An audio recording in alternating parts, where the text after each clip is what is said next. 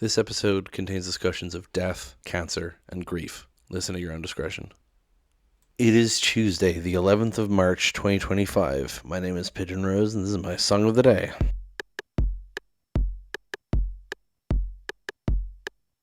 Definitely a much happier song than yesterday. I'm shaking my head. Much like yesterday was my mum's birthday. Today is my granny's birthday. Now, my granny was born in 1915. When she died, she was 2 months shy of turning 104. So she was 103 in 10 months, which is a long time. And she just, eventually died of old age, as one does when you're that old. I realized when I was planning this episode today that this year specifically would have been her 110th birthday. So that's wild. I wasn't particularly close with my granny because I didn't see her very much, but I always had a great affection for her, particularly compared to some of the other people in my extended family. She was just very sweet and very funny and very perceptive and clever. And I wrote many, many poems about her. And I've wrote many poems about her since she died. And I wanted to do a song about grief on today's episode for that reason, but I wasn't sure what to do. I thought of doing Chewing Cotton Wool, but I'm actually going to do that a different time just because the vibes are wrong, I think. But I realized it would make the most sense to do a song from the Mount Eerie album A Crow Looked at Me. Now, Mount Eerie is one of the many personas of a musician named Phil Elverum. He has also performed under the name The Microphones, which is possibly more famous. The Glow Part 2 is a very popular lo-fi album, But he was married to a Canadian cartoonist and musician named Geneviève Castré. I know how to pronounce her first name. I'm not entirely sure how to pronounce her surname. But they were married, they had a child, and then she was diagnosed with and died of cancer. And the album A Crow Looked at Me by Mount Eerie is Phil's processing of the illness and of her death and of the aftermath and raising the child alone. And it's the most heartbreaking piece of art in the world. It kills me every time. And I, in college, did an essay comparing my experience with grief and my poetry about my granny with this album and also the Stephen Sexton book of poetry, If All the World and Love Were Young, which is a great book, by the way. Definitely pick it up if you get a chance. Fantastic book. So today we're doing the song Ravens from the album A Crow Looked at Me, and I'll get more into the backstory and the specifics, but first we'll listen to the song and then come back in a few minutes and talk about it.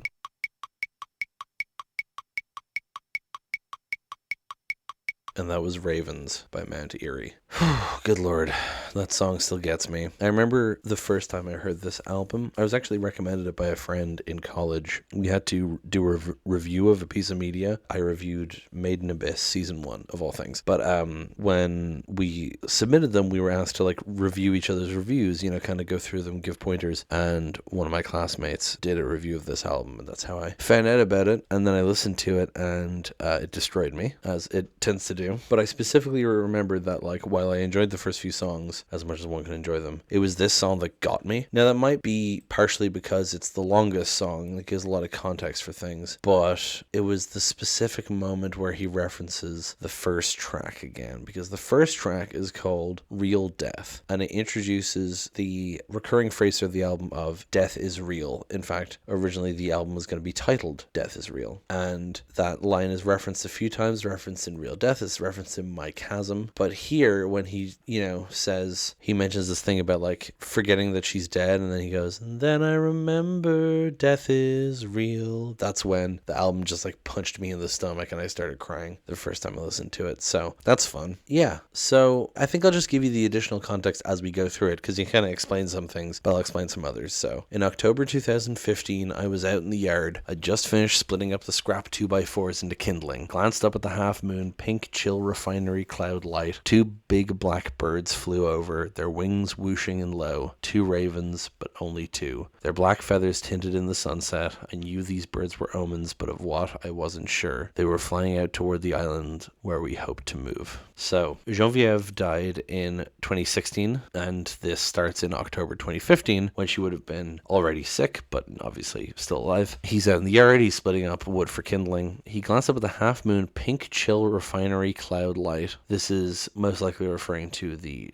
Tesoro refinery in Anacortes, which is where Phil Elfram is from. 2 big black birds flew over their wings wishing low, 2 ravens, but only 2. So ravens are often seen as a symbol of death, and they also are monogamous creatures. And so he sees 2 ravens together, and he seems to kind of think of them as representing himself and his wife. But there's also an implication that it could be like a foreshadowing of like there's only 2 ravens, but it's him, his wife, and their child. So it could be that he's seeing his future, that's them alone without Genevieve, right? Their black feathers tinted in the sunset. I knew these birds were omens, but of what I wasn't sure. Like I said, they were flying out toward the island where we hope to move. So the island where we hope to move, he mentions Haida Gwaii a few times on this album. And hold on. Haida Gwaii is an archipelago in Canada, and it is implied that, and I believe, I don't know, I think it's explicitly stated somewhere, but they wanted to move there anyway. So that's where he's saying they were flying off towards Haida Gwaii. You were probably inside, you were probably aching, wanting not to die. Your body transformed, I couldn't bear to look, so I turned my head west like an early death. Now I can only see you on the fridge in lifeless pictures, and in every dream I have at night, and in every room I walk into, like here, where I sit the next October, still seeing your eyes, pleading and afraid, full of love, calling out from another place because you're not here. So he talks about her sick inside the house, aching, her body transformed. I mean, when people have cancer, when they're dying of it, they become very gaunt, their hair falls out, you know. And so he's talking about how she looks so sick that he finds it hard to look at her, which is a very sad thing. And he says it's like an early death because he's already not looking at her, but he should be savoring every moment while she's still alive. And now I can only see you on the fridge in lifeless pictures, which is such a gut punch. When someone's not there, all you have is your memories, you know. And then this is there's a sort of a corollary to this in a later song in the album called Toothbrush/Trash. Today I just felt it for the first time, 3 months and 1 day after you died. I realized these photographs that we have of you are slowly replacing the subtle familiar memory of what it's like to know you're in the other room. So, you know, when someone's dead, you still have your memories, you still have your photographs, but it's not them, it's just representative, you know. And in every dream I have at night, he sees her in his dreams, he sees her in every room I walk into, you know, he imagines she's still there, right? Here where I sit the next October, so by the next October she was dead, still seeing your eyes, pleading and afraid, full of love, calling out from another place because you're not here. And then I watched you die in this room, then I gave your clothes away. I'm sorry I had to, and now I'll move. I will move with our daughter, we will ride over water with your ghost underneath the boat. What was you is now burnt bones, and I cannot be at home. I'm running, grief flailing. So I watched you die in this room. He recorded this album in the room where Genevieve was living her last days and eventually died in. He recorded the album in that room, which sort of imbues the album with this weird atmosphere, but it makes complete sense, you know. And he mostly used her instruments too. He used her guitar, he used her plectrum, you know. But then he mentions that he gave her clothes away. So I know this is somewhere. It's from an album, an interview he did with Pitchfork. He mentions how he gave her clothes away, and you know they went out to the community, and occasionally he will see like someone walking around wearing some of her clothes, and he said, I still see her clothes walking around town on Friends. It's nice and sad, which is like, I mean, it is nice and it is sad. Like, it's cool that kind of her memory is kept alive in that way. And then he mentions that he'll move. I will move with our daughter. We will ride over water. So again, talking about going to Haida Gwaii, with your ghost underneath the boat. What was you is now burnt bones. So presumably she was cremated. But yeah, with your ghost underneath the boat, like her spirit is giving her blessing to help them along the water, you know. I cannot be at home. I'm running, grief flailing. Then there's a bit of a pause. And then the second time I went to Haida Gwaii was just me and our daughter. Only 1 month after you died. My face was still contorted, driving up and down, boots wet inside, aimless and weeping. I needed to return to the place where we discovered that childless, we could blanket ourselves in the moss there for our long lives. When we came home, you were pregnant, and then our life together was not long. You had cancer and you were killed, and I'm left living like this, crying on the logging roads with your ashes in a jar, thinking about the things I'll tell you when you get back from wherever it is that you've gone. But then I remember that death is real. Yeah, that's the bit. There he is, officer. That's the bit that makes me cry. So he talks about going back to Haida Gwaii after Genevieve has died with their daughter, and He talks about his face is still contorted because only a month after she died. He feels aimless and weeping, right? We could blanket ourselves in the moss there for our long lives, but when we came home, you were pregnant, and then our life together was not long. It's so sad how, she died so soon after the birth of their child, but in a way, at least, they were able to have that child, but they wanted to move to Haida Gwaii and live there forever together, but then suddenly cancer, because you had cancer and you were killed, not you died, you were killed, like it was a murder, and I'm left living like this, crying a logging rose with your ashes in a jar, and then thinking about the things I'll tell you when you get back from wherever it is that you've gone. But then I remember death is real. It's just such a sad thing of like expecting her to come home and just remembering that she's gone,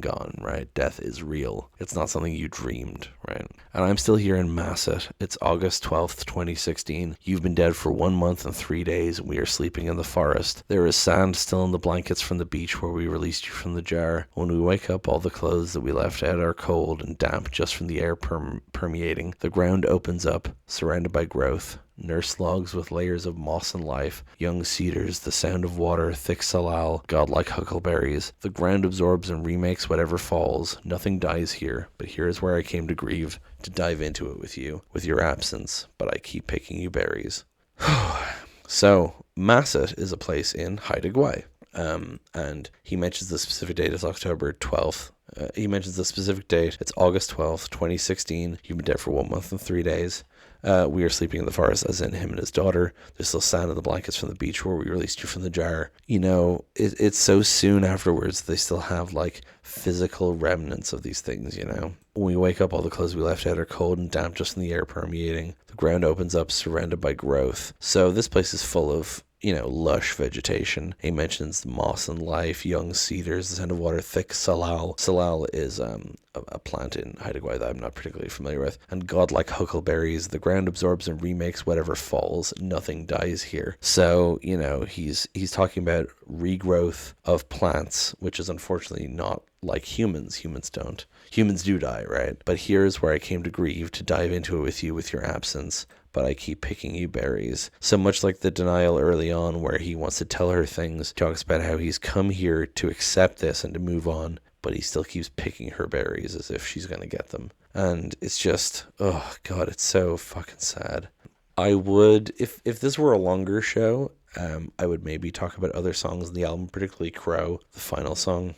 But I think this is all I'm going to do, really, because it's a hard enough song to talk about. We only have so much time left. But yeah, just such a harsh, intimate introspection about grief and how it affects people. And will always remind me of my granny in some way or another for various reasons. I think also because the album was released in 2017 and I first listened to it right at the end of 2017 or I think it was the start of 2018, and she died January 2019, only about a year after I listened to the album, so it's kind of, they're associated in my head in a lot of ways. Yeah, I really need to listen to Genevieve's music and read her her books and her look at her drawings more. The only thing, it's interesting when you find out things are related, because Genevieve is not a pronunciation of Genevieve that you hear very much. Presumably it's more akin to the original French, especially because she's from Quebec, so it's the Quebecois version, I don't know. But she's mentioned in a Kimmy Dawson song. When I saw Genevieve, I almost cried when she said, and I always thought, oh, well, that's a weird pronunciation of Genevieve. And then, he mentions Genevieve here, and I was like, oh, that can't be a coincidence. And it isn't. It's about the same person. Anyway, that's going to be it for today. Thank you so much for listening. Please hit like, hit subscribe, leave a comment down below. Tell me what you think. Tell other people about this show. Thank you so much for listening, and I will talk to you tomorrow. Break it down.